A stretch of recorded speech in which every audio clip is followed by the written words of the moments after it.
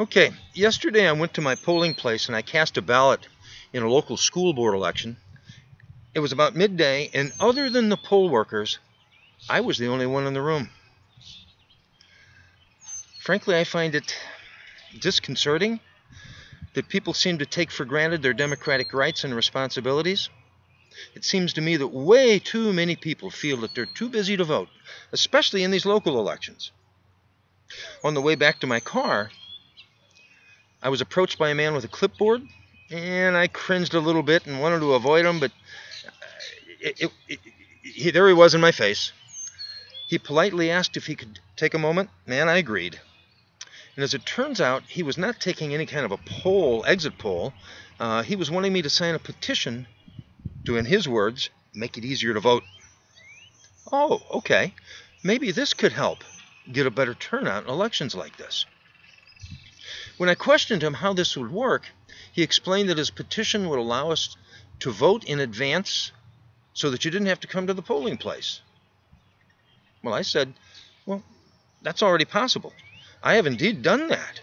On a couple occasions, I was going to be out of town on election day, and I simply cast an absentee ballot. It was no big deal. And he replied, well, yes, but you have to stand in line for that. And I answered, well, okay, I didn't have a problem with that. I was able to vote even though I was not going to be in town.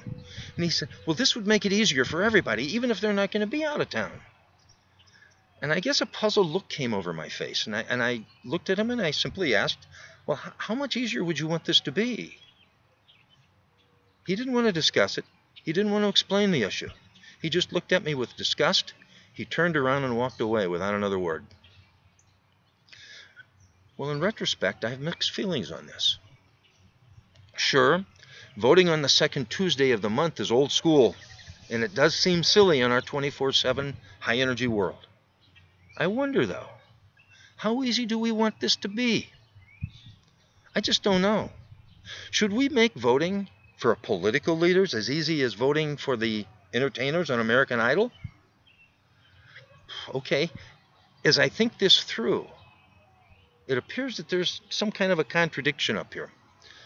On one hand, I just walked out of a polling place where there was one voter, and that's not good.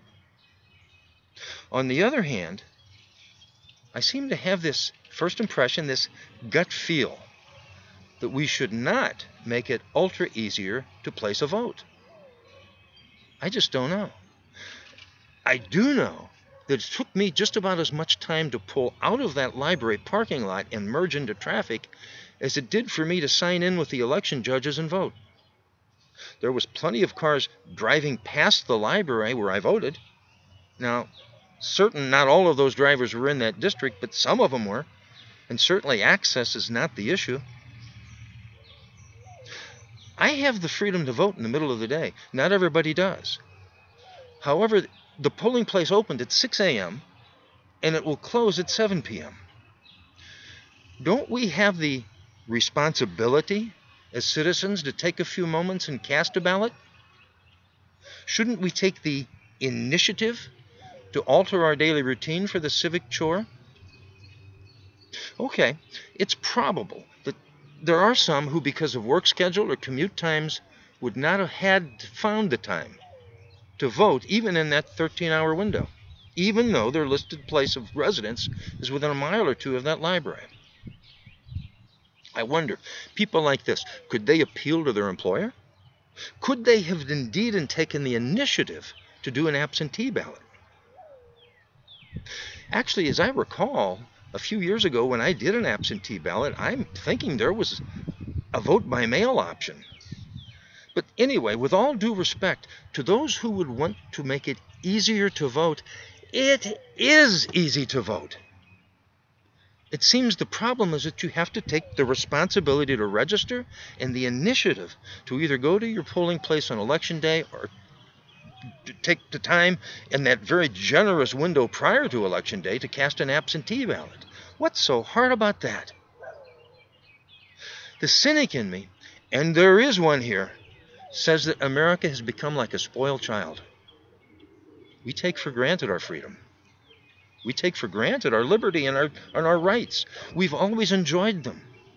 and we cannot seem to imagine a time when we would not have them. I have to wonder, these non-voting citizens who couldn't take the time to come to the polling place, could that be because they really didn't know who was running for the school board? And since they didn't know who to vote for, they just simply abstained by not showing up? Are we taking for granted our responsibility as citizens in a representative democracy? Are most of us oblivious to the local politics that's right around us, that's rarely mentioned under the superficial television newscasts? Are we taking for granted our leaders, and indeed feeling that these public servants are working in our best interests blindly? Yep, that cynic inside me is wide awake, and I don't believe for a minute that all public servants have public interest as their number one priority. Is the lack of participation in local elections, could that be the reason that corruption is so common and so accepted in big city politics? Do those who do vote truly research what's going on? Or does this just become a popularity contest like American Idol? How about national politics, though? You see, even in that highly publicized arena, there's a problem.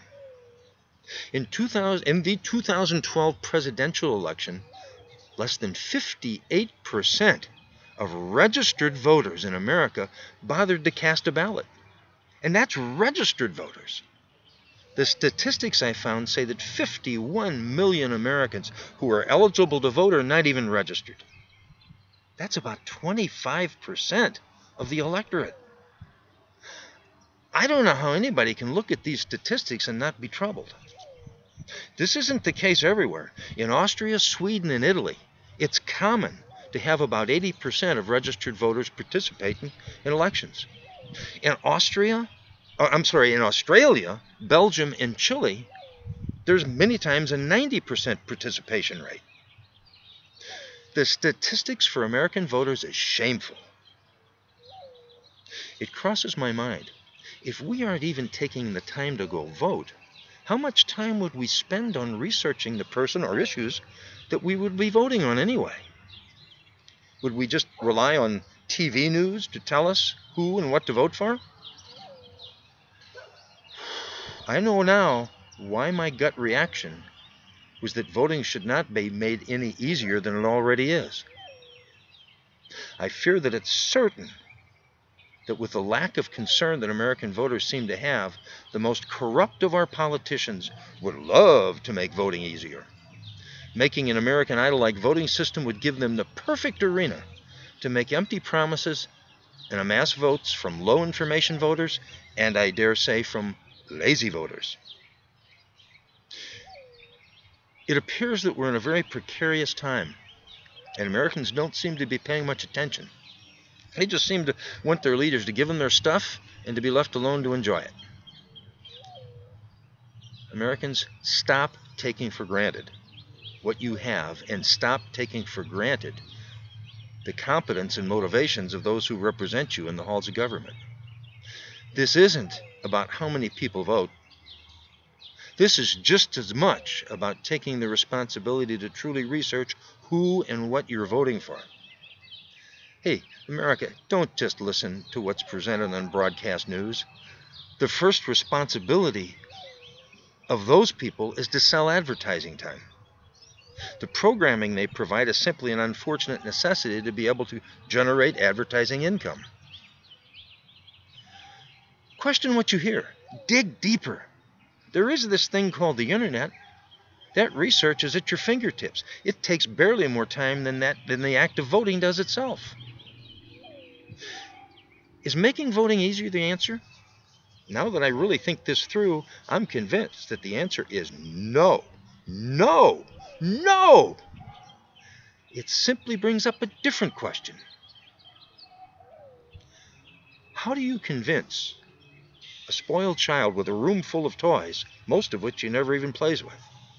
How do you convince that child that his precocious behavior is a problem not just for him, but for all those around him?